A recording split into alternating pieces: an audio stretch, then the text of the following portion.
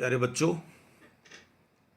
प्राचीन भारत के इतिहास के स्रोत ये हमारा विषय था और इन स्रोतों में हम आज धर्मेतर साहित्य की बात करने वाले हैं। वह साहित्य जो धर्म से इतर लिखा गया, जिसको लिखने का जो मकसद है, जिसको लिखने का उद्देश्य है, वो धर्म नहीं है। बात धर्म की आसक्ति है उसमें, लेकिन मुख्य जो विषय है वो धर्म नहीं है। ये समझ लीजिए आप। वो लौकिक साहित्य भी हो सकता है, ऐतिहासिक साहित्य भी हो सकता है जो इतिहास के लिए लिखा गया, क्षेत्रीय भाषाओं का साहित्य भी हो सकता है। स्पष्ट विभाजन नहीं किया जा सकता, लेकिन अध्ययन की सुविधा के लिए मैं पहले आपको लौकिक साहित्य की चर्चा कर रहा हूँ आपसे मैं। यानी जिनका विषय राजनीति हो सकता है, व्याकरण हो सकता है, ज्योतिष हो सकता है, खगोल शास्त्र हो सकता है, नीति शास्त्र भी हो सकता है। ऐसे कुछ ग्रंथ हैं, जैसे पाणिनि का व्याकरण है। ईसा के पहले 6वीं या 5वीं शताब्दी में पाणिनि हुए थे, ऐसी एक प्रस्थापना है, ऐसी एक धारणा बनी हुई है। तो ईसा के पहले के उस दौर का राजनीतिक सामाजिक जीवन आप पाणिनि के अष्टाध्यायी से जान सकते हैं। व्याकरण तो है ही है, खैर उसमें वो एक अलग बात है। और मौर्य काल से पहले के भारत को यदि जानना होगा तो हमें पाणिनि के अष्टाध्यायी की ओर जाना पड़ेगा। और पश्चिमोत्तर भारत के जो जो राजनीतिक संघ बने हुए थे ना, उनका विवरण भी इसमें मिलेगा। बहुत सारी जातियों का विवरण भी आपको इसमें मिलेगा। कौटिल्य का अर्थशास्त्र, कौटिल्य के बारे में आप सब जानते हैं, विष्णुगुप्त के नाम से भी जानते हैं, चाणक्य के नाम से भी जानते हैं, है ना। चौथी शताब्दी ईसा पूर्व के चाणक्य। और आप सबको पता है, वैसे तो मौर्य काल की जब बात करूंगा तो मैं विस्तार से बात करूंगा, चाणक्य की बात भी करूंगा, चाणक्य और चंद्रगुप्त के संबंधों की बात भी करूंगा, किस तरह से उन्होंने मिलकर और नंदों की जो सत्ता थी उसको विस्थापित किया। लेकिन फिलहाल हम ये जानेंगे कि कौटिल्य की जो दृष्टि थी ना, राजनीति और समाज के प्रति बहुत गहरी दृष्टि थी। उसी का तो नतीजा था कि इतना बड़ा काम कर दिया, एक साम्राज्य का ही तख्ता पलट कर दिया। तो चंद्रगुप्त मौर्य का गुरु भी चाणक्य, उसका प्रधानमंत्री भी रहा। चंद्रगुप्त मौर्य के बाद में भी चाणक्य का काम है, वो बात आएगी तब करेंगे अपन। तो मौर्यकालीन भारत की शासन पद्धति को समझने के लिए हमारे पास सबसे अच्छा और सबसे प्रामाणिक स्रोत है वो कौटिल्य का अर्थशास्त्र ही है। अर्थशास्त्र को आप इकोनॉमिक्स का ग्रंथ न माने, असल में वो शासन की विधि का ग्रंथ है। अब इसको फिर अब आप पढ़ेंगे तो लोक प्रशासन में ले जाएंगे, है ना। सरल शब्दों में कहें तो वो एक राजनीति विज्ञान का ग्रंथ है, उसमें ये सारी चीजें समाहित हैं। अब देश काल और परिस्थिति के अनुसार अध्ययन के विषयों का नया नामकरण भी हो जाता है। तो फिलहाल आप इसको इस रूप में देखिए। पतंजलि का महाभाष्य है, ये अष्टाध्यायी पर लिखा हुआ है, 2री शताब्दी ईसा पहले का है। शुंग काल के इतिहास को आप जान सकते हैं और ख़ास तौर से पुष्यमित्र शुंग के बारे में आप जान सकते हैं। यवनों का, यूनानियों का अयोध्या पर हमला हुआ था, उन्होंने चित्तौड़ पे हमला किया, जिसको उस समय माध्यमिका कहा जाता था, माध्यमिका नगरी, है ना। और ये पतंजलि से पता चलता है कि पुष्यमित्र शुंग ने अश्वमेध यज्ञ भी किया था। और कामांतक का नीति सार है, इसको लोग गुप्तकालीन रचना मानते हैं।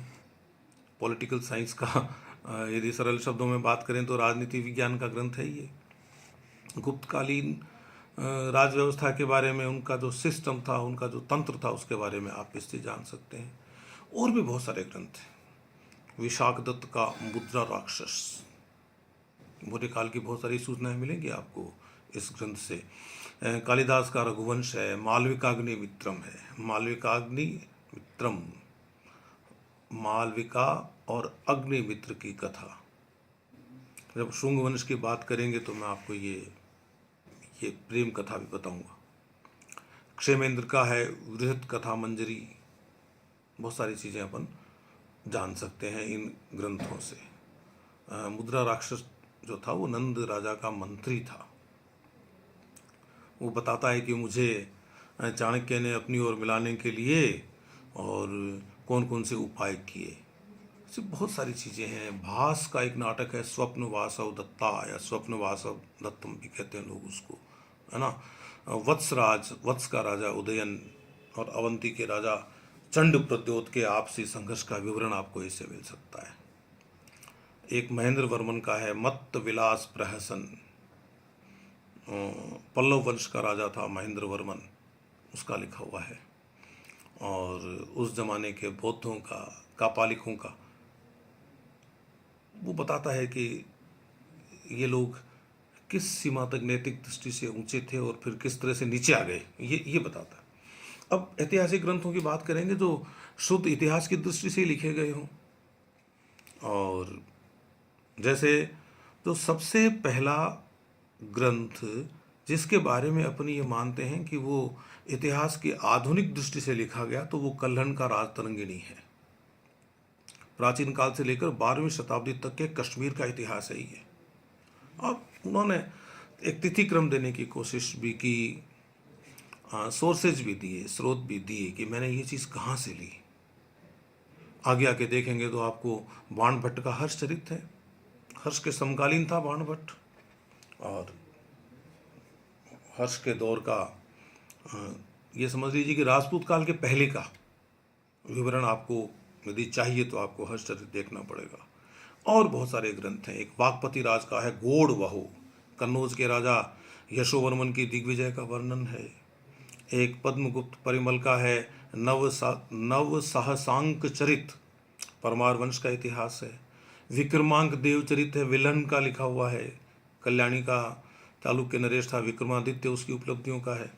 एक हेमचंद्र ने लिखा कुमारपाल चरित, गुजरात के चालुक्य नरेश कुमारपाल की उपलब्धियों का विवरण है। जयानक का है पृथ्वीराज विजय, संध्याकर नंदी का रामचरित, आनंद भट्ट का वल्लाल चरित, बहुत सारे, जय सिंह सूरी का हमीर मर्दन, मुरुतुंग का प्रबंध चिंतामणि। यानी आगे जैसे जैसे अपन पढ़ेंगे और बढ़ेंगे ना, तो ये सोर्सेज बीच बीच में आते रहेंगे, तो इनकी बातें वहाँ अपन करते रहेंगे। क्षेत्रीय साहित्य की बात करें तो तमिल साहित्य के 2 प्राचीन ग्रंथ हैं, शिल्पद्दिकारम और मणिमेखलई, ऐतिहासिक दृष्टि से बड़े महत्वपूर्ण हैं।